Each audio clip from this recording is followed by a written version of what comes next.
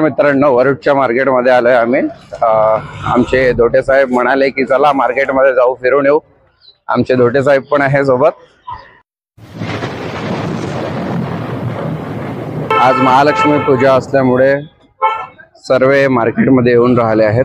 धोटे साहेबांच्या रिलेटिव्हच्या इथे महालक्ष्मी पूजा असते आणि तिथे त्यांना आज जायचं आहे, त्यामुळे ते महालक्ष्मी पूजेचं सामान घेऊन राहिले आहेत। पूजेसाठी दुकानात गर्दी होणार आहे, त्यामुळे काका जे शॉपकीपर आहेत दुकानाचे ते सिद्धिविनायक गणेश मंडळाकडनं आपल्या इथे वरुडचा राजा हा बसवण्यात आला।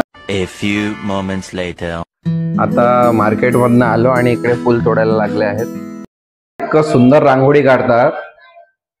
आता त्यांनी बघा रांगोळी आणून टाकलाय समोर, खूप सुंदर रांगोळी काढताय काका आता।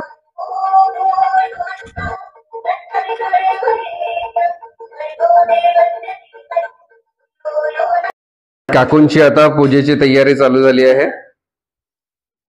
जे आपण म्हणते ना वाइब्स, काय वाइब्स आहे। गणपती बाप्पा खरंच 10 दिवस आपल्या घरी येतो, बट ते 10 दिवस वर्षातले ते 10 दिवस इतकं स्पेशल आपल्याला जाणवतोय की त्याबद्दल कितीही विचार केला ते कमीच आहे।